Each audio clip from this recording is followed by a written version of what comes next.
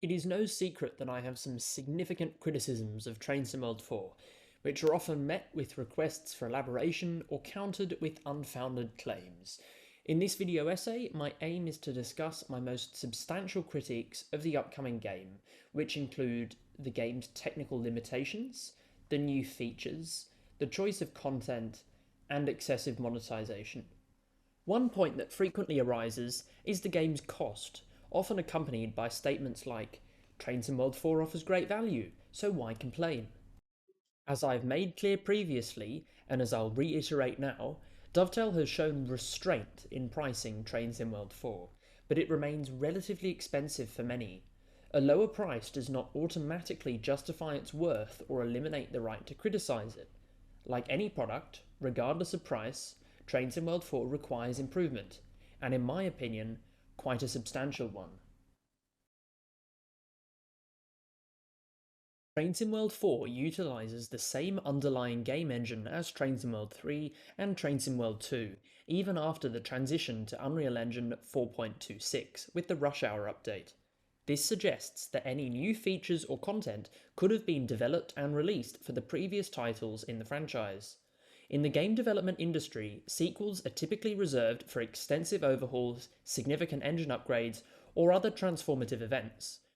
For instance, City Skylines 2 will release 8 years after the original and will introduce numerous highly requested features on a completely new back end while retaining the same essence of its predecessor. In contrast, each game in the GTA franchise demonstrates a clear step change between installments, making each new game feel like the next generation of the original concept. Dovetail seems to lack this vision for the Train Sim World franchise, instead opting to re-release the previous game with a few quality of life upgrades. Substantial improvements to the franchise could involve transitioning to Unreal Engine 5, although this would require rebuilding all previous content, which Dovetail seems hesitant to do, and in fairness I wouldn't expect, and enhancing game optimization to accommodate larger timetables, longer and more detailed routes, and new rolling stock. Alternatively, these updates could be incorporated into the same game, funded through the separation of core routes or bundling core routes into a new entry point for the same game, as seen in Train Sim Classic.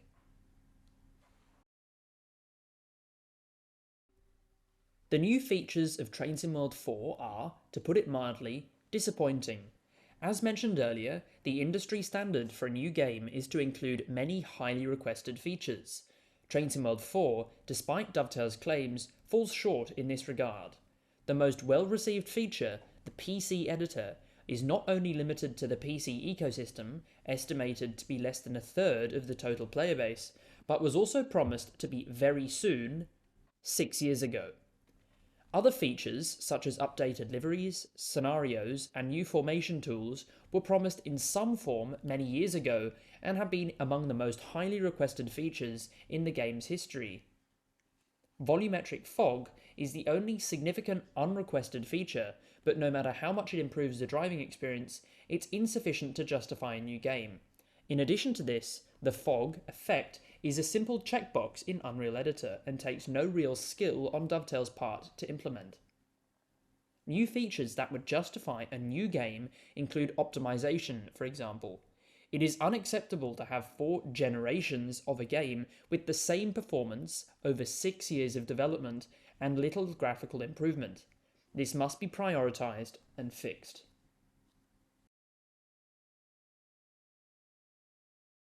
While I've previously discussed my thoughts on the routes and locomotives specific to Train Sim World 4, here I will delve into my general, overarching thoughts on the game's content. Dovetail often claim that including more than one item of rolling stock per route is impractical due to development limitations. However, it's worth asking how previous routes could be released with 2 or 3 trains. For instance, CSX Heavy Haul featured 3 trains, Northern Transpennine as well, Main Spessartbahn had 2 and a cab car. In contrast, trains in World 4 only offer 1 new train per route, and if we're fortunate, a single reworked and reused train. Train Sim World 4 takes this a step further by not including more than 2 driving positions on any of the new routes, despite the availability of other content that could be added with minimal effort.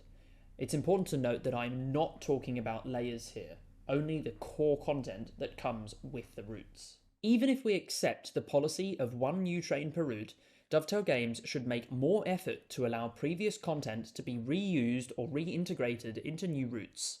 This is particularly relevant to German and British routes. This entails not selecting routes with limited potential for expansion, but rather opting for slightly shorter routes with a broader range of existing trains.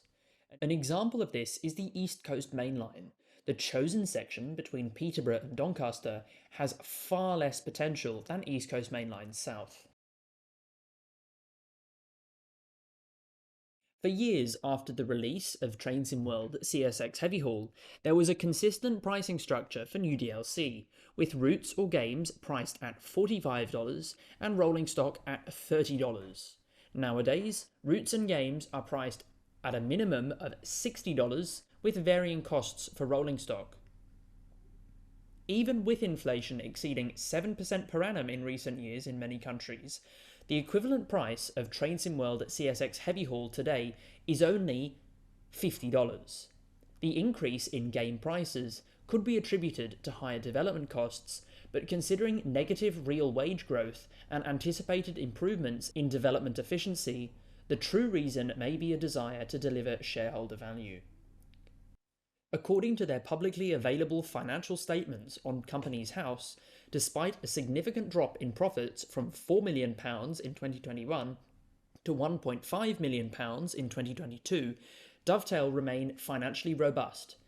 It is evident that Dovetail is not in dire straits, and their new owners, Focus Entertainment, likely had profit expansion in mind when acquiring Dovetail Games. Focus Entertainment itself faces financial difficulties, as evidenced by its declining share price and corporate valuation throughout this year.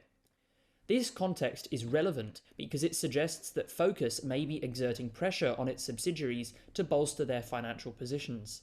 This could potentially explain recent price increases and the swift announcement of Trainsim World 4 shortly after the release of Trainsim World 3.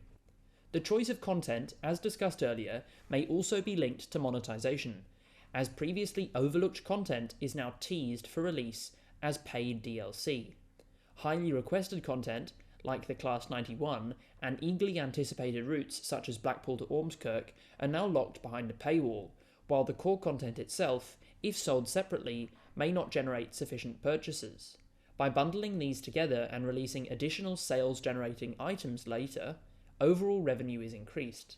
Even the Vectron and 60103 demonstrate this approach, forcing those interested in purchasing them to invest in more expensive packages, when these products could easily be integrated into their respective routes while maintaining similar revenue levels. I honestly hope the future of Trainsim World 4 includes discounts for recycled content, as seen in the Glossop line, and refrains from further price hikes, certainly until inflation catches up with the current levels. As such, these are my primary criticisms of Trainsim World 4. This list is certainly not exhaustive. There are still less significant criticisms I can discuss privately on Discord if anyone wishes to engage further. Contrary to the premise of this entire video, I do believe there are some positives in Trainsim World 4, but I also believe its existence is unjustified as a whole and, in simple terms, is a cash grab. Thank you for watching this video. If you enjoyed it, please consider liking and subscribing.